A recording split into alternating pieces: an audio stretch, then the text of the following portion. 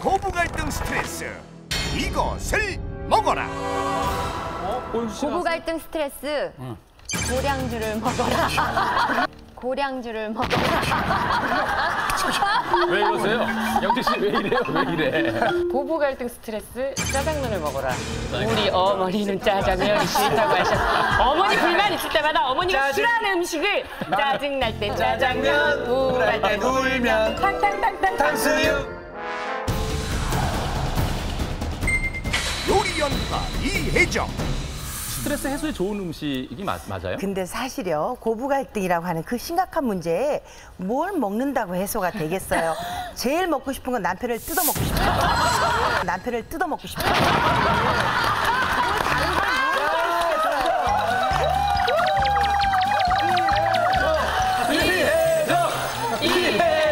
아니, 그런 게 아니고 그래도 정말 먹는 거라도 좀 다스린다면 저는 동치미를 드셔라 이렇게 얘기를 네, 동치미를 드셔라라고 해요. 동치미. 사실은 무에는 굉장히 많은 비타민C가 들어있죠.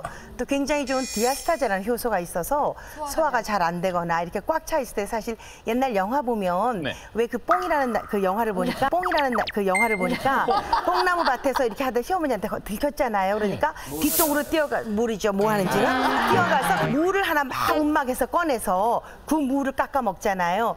그게 바로 거기에 화의 그 소통 방법이 있는 거예요. 지금 말씀드린 이제 그런데 일단 효과가 있건 없건을 떠나서 그거 한 잔 먹으면 일단 그래도 이 식도부터는 조금 위가 뻥 뚫리는 것 같으니까 네, 화를 좀 간단. 동치미를 마시고 그다음 남편을 뜯어 먹어. 아니 그게 아니고요. 일단 동치미를 동치미를 마시는 동안에 남편을 뜯어먹게 되는 생각은 좀 잠재워지죠. 또 시어머니한테 왜 저희 같은 경우 요즘 젊은이 또 다르지만 저희 세대만 해도 일방적이었거든요. 그 관계는. 그렇기 때문에 한마디도 대답 못하면서 어간이 꽉 막혀서 정말 어떤 것도 소통할 수 없는 그럴 땐 정말 콧구멍이 두 개인 걸 정말 다행으로 생각하잖아요. 하나였으면 숨이 막혔을 텐데라는 그런 말도 안 되는 안도를 하면서 그 동치미를 마시면서 조금 잠재우는 거죠. 저는 그렇다고 생각해요. 이혜정 선생님은 정말 30년 넘게 또 며느리로서 사시면서 내가 정말 동치미를 정말 독채 들이키고 싶은 그런 날도 있었을 것 같아요. 그런 날이 하루 이틀이 아니었죠. 사실은 여러 곡을 해주셨습니다. 도구로 얘기를 한다면 그걸 어떻게 몇 광을 먹어도 사실은 시원찮죠. 그런데 제 경우에요, 이거는. 남편이 너무도 시어머니를 닮았기 때문에 남편이 더 미운 적도 많았어요. 그러니까 어머니 똑같은 표정을 늙어가면서 더 하니까 점점 늙어갈수록 미워지는 거예요. 시어머니 얼굴이 막 선생님을 좀 무서워했을 것 같은데. 아, 그렇지 않았어요. 저는 그러니까 이런 게 억울해서 사실은 시집살이를 잘 견딘 거였어요. 그러니까 저희 시댁은 다 얼굴이 곱상하게 생겼고 저는 이렇게 기골이 장대하니까 다들 제가 시집을 이기고 살 거라고 했지만 뭔가 누르고. 그래도 사람이라는 게 본능적으로 내가 살고 있는 내 남편의 어머니신데 아무리 그 애증 관계가 있다 한들 늘 믿기만 한 건 아니거든요. 정말 세월이 지나고 보니까 가다 정말 내 편이시구나를 느끼는 세월도 있었어요. 기쁜 날도 있기는 있어요. 그러니까 너무 시집이라고 해서 무조건 경계하지 말고 무조건 동치미부터 한 잔 들이키신 다음에 그 다음에 대하는 건 어떨까 그런 생각이 듭니다. 지금 이제 어쨌든 스트레스를 받았을 때 무언가 좀 시원한 걸 먹으면서 조금 기분을 풀겠다라는 방법은 언뜻 좋을 수도 있지만 자칫 그 스트레스를 먹는 걸로 푸는 것이 습관이 돼버리면 이혜정 선생님 표정 좀 보고 얘기해요. 우리나라에만 특별하게 있는 화병이라는 것도 결국은 쌓인 스트레스를 적절하게 해소하지 못하기 때문에 이제 병이 된 건데 스트레스를 해소하는 제일 좋은 방법은 나가서 뛰는 거예요. 운동이 제일 좋은 방법이고 그게 힘들면 차라리 펑펑 우세요. 혼자서 펑펑 우세요. 그러니까 울 때만큼은 적어도 부교감 신경이 항진이 되면서 뭔가 좀 맥박수도 좀 떨어지고 좀 안정을 느끼게 되고 우리가 카타르시스라는 표현을 하잖아요. 그러니까 울고 나면은 좀 이렇게 시원한 느낌이 든단 말이에요. 그러니까 아예 정말 슬픈 영화를 보고 펑펑 울고 나오는 게 동치미 국물 드시는 것보다 훨씬 나을 것 같아요. 이혜정 선생님은 자꾸 먹으라고 하시고 박용우 선생님은 자꾸 빼라고 하시고. 아니 근데요. 아까 선생님께서 뛰라고 하셨잖아요. 근데 저같이 뚱뚱한 사람 뛰다 발목 제껴 또 울어요. 그러니까 그냥 동치미 마시고 우세요. 너무 과한 요구하지 마시고. 천원 쌤도 동치미 좋아하십니까? 저는 뭐 저 산에 가서 소리 지르는 걸 좋아합니다. 어떤 얘기로 소리를, 어떤 단어를 쓰십니까?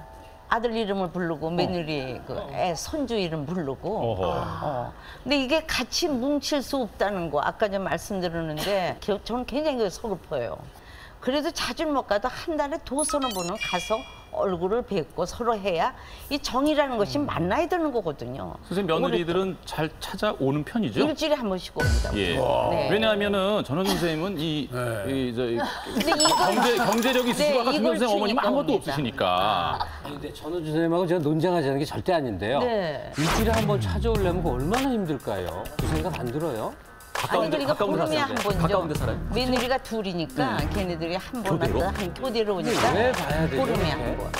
왜 봐야 해결할 되네요? 일이 왜 자꾸 생기나, 봐야 그죠? 되네요? 내 손주도 보고 싶고 저 아들도 보고 싶고 어허. 며느리는 조금 덜 보고 싶거든요. 그래 맞는 말이에요. 또 선생님에게 좀 여쭤보고 싶은데 지금 한 번은 우는 게 좋다라고 한 번 이제 소리를 지신다는데 이게 정신과적으로 실제로 효과가 있는 거죠? 예. 울고 정신건강의학 소리를 전문의께 지르고 한번 여쭤보겠습니다. 아마 아까 말씀하신 게 이제 박용훈 선생님이 잠깐 얘기하셨던 화병과 관련이 있을 것 같아요. 근데 소리를 지르건 울건 다 마찬가지인데요. 일종의 이제 벤틸레이션이라고 환기의 역할을 하는 겁니다. 화병이라는 거는 정말 우리나라에만 있어요. 미국 교과서에도 영어로 화병이라고 써 있습니다. 예. 근데 이게 내 안에 어떤 감정이나 생각, 끌어오르는 걸 밖으로 표현을 못하고 안으로 자꾸 삭히다가 생기게 되는 병이거든요. 우울증하고 비슷한데 불안한 게 좀 더 강하고 신체 증상이 특징적이에요. 얘가 딱 막힌 느낌, 아니면 뭐 뜨거운 게 올라오는 느낌. 보통 이제 어머니들이 가슴 치면서 답답하다고 그러고 그럴 때 한숨 푹푹 쉬시면서 한 바퀴 돌고 오시면 좀 나아지고 그러는데 가장 좋은 것 중에 하나가 운동하는 거는 실제로 굉장히 도움이 돼요. 근데 이제 운동 잘못하시면 다치신다고 그러니까 동네 한 바퀴 산보하시는 것도 굉장히 도움이 되고. 산책하는 거. 아니 김옥은 박사는 왜 가만히 있는가? 저 오바 좀 해줘야지. 안 시키는데 예, 말씀하세요. 이거 저기 이혜정 선생님 말씀에도 반론이 있는데요. 아, 그래요? 매운 음식을 드셔야 돼요. 매운 음식. 예? 위 안 아파요 그러면? 적당히 먹어야죠. 알아서 먹습니까? 적당히 먹어야지 그거. 예, 고추라든가 마늘이라든가 아니면 해장국이라든가 아니면 아구찜 같은 걸 먹어가지고 발산을 해가지고 싸울 준비를 하셔야 돼 언제든지. 투쟁해야지. 아니 근데 왜 모든 투쟁하셔야지. 그런 스트레스를 싸운다고 표현을 하죠? 아니, 싸우지 그게 않고 이제 투쟁하지 않아도 갈 수 있죠. 고급스럽게 싸워야셔야지. 고급스럽게. 이해당 선생님처럼 이렇게 전 국민이 알아주는 요리사인데 요리에 대해서 구박당한 적 혹시 없으세요? 있었죠. 근데 참 다행히 저희 어머니가 또 산부인과 의사셨기 때문에 음식을 전혀 할 줄 몰랐어요. 그럼에도 불구하고 저는 그런 것 때문에 구박은 아니었지만 어머니가 저희 집에 오신다면 저는 딱 빨간불이 신호등이 들어오는 게 저는 음식을 좋아하니까 아무것도 화장도 안 해도 옷은 안 입어도 냉장고에 잔뜩 재료를 사다 넣어놓잖아요. 그러면 이제 어머니가 오셔서 한 번씩 살짝 열어보시고는 이제 그땐 저희 남편이 뭐 군의관 할 때고 이러니까 그 작은 월급으로 너는 뭐가 없애느냐고. 이렇게 야단을 하셔요. 그러니까 너 그래서 너 닮아 애 살찌면 어떡하려고 그러느냐고 손주를 놓고 얘기를 하시는 거죠. 그런데 섭섭하셨겠어요. 그 말씀이 그때는 비수 같았어요. 친정어머니는 오시면 살이 통통하겠지 나이를 보고 아이고 퉁실하게 키우느라고 애 먹었다고 하시는데 어머니는 어릴 때 세포수가 늘어나면 식자 우환이라고 박영호 선생님하고 같이 친척이셨는데 알아봐야겠어요. 저한테 늘 아이 비만이 된다고 얘기를 하시니까 그때는 고문을 하신다는 생각을 했었죠. 유지원 고수. 굉장히 상황이 비슷한 것 같아요. 제 남편이 군의관이어서 저는 주말 부부를 실제로 하고 있고 요리를 한 지 얼마 안 됐는데 저희 어머님은 요리도 너무 잘하시고 살림을 너무 깔끔하게 잘 하시는 거예요. 그래서 제가 요리를 해주면 신랑이 항상 하는 얘기가 가서 비법 좀 배워오라고 엄마 맛에 몇 %밖에 안 된다 이런 식으로 항상 저한테 얘기를 하거든요. 그래서 이제 제가 찾은 해법은 그냥 주말에 올라오면 한 끼 정도는 맛있게 먹으라고 시댁에 가서 밥을 얻어 먹어요, 저희가. 그럼 이제 신랑이 만족을 하고 또 그걸 아니까 어머님이 맨날 반찬을 챙겨주시는데 조금 아니 음식은 잘하는 편이에요? 어떤 음식 제가 잘하는 거는 김치찌개와 계란말이에요. 그래서 김치찌개와 계란말이만 한 6개월 했는데 남편이 6개월을 해서 그거 아세요? 6개월 동안 김치찌개하고 계란말 김치찌개. 아니 언제 한번 먹어볼 수 있어요? 예. 아니 왜 해주세요? 그거 해주세요. 왜 그러세요? 요새 먹어본 지 오래됐어요.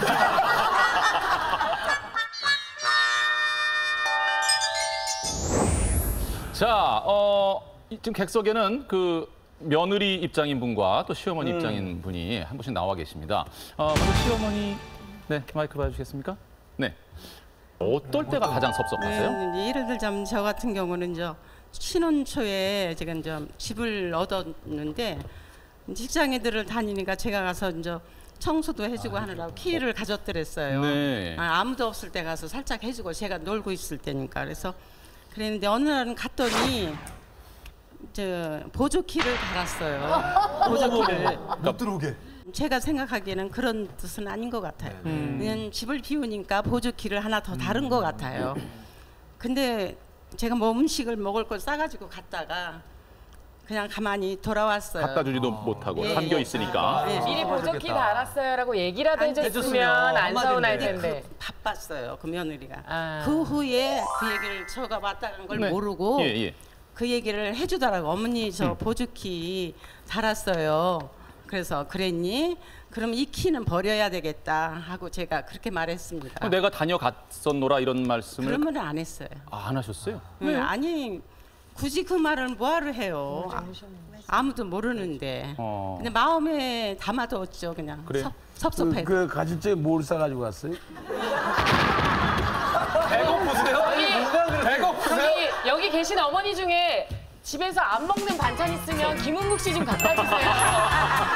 얼마 만에 한 번씩 만납니까? 그전에는 신혼 아들네들은? 때는 뭐 한 달에 한 번씩 이렇게 가고 전화를 자주 했는데. 시어머니께서 자주 하셨어요? 먼저? 예, 제가 해요 항상. 아, 애들이 안 하고요? 예, 애들은 안 해요.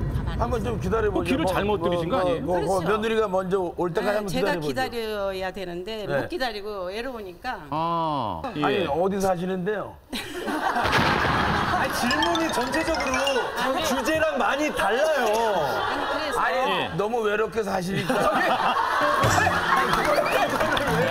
제가 라디오를 진행할 때 며느리분들이 가끔 이제 불만 사항이나 이런 걸 익명으로 보내요.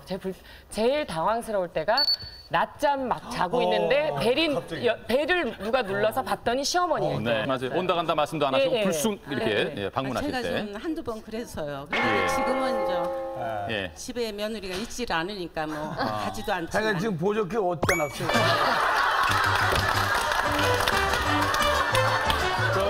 자, 시어머니 입장에서 말씀드렸고요. 네, 마이크 좀 뒤쪽으로 건네주시고 이제 며느리 입장으로 나오신 분입니다. 제가 1년에 제사를 7번을 지냅니다. 예, 7번을 지내는데 우리 식구만 오는 게 아니라 시작은 아버님, 시작은 어머님, 뭐 조카, 며느리 해서 한 20명이 넘게 오거든요. 아이고, 그 음식장만이 뭐 이만저만이 아닐 그렇죠. 텐데. 하루 종일 제가 하지. 어머님은 또 원래 이렇게 좀 일을 안 하시고 고상하신 분이세요. 그리고 이제 저는 그런 건 다 이해를 해요. 근데 좀 어려운 게 뭐냐 하면은 아이들 교육 문제도 제가 애들을 좀 혼내고 그러면은 이제 어머님이 미워서 그런지를 알고 저한테 막 혼을 내시면서 혼을 낼려면 나를 내지 왜 자식을 내냐, 네 자식을 내냐.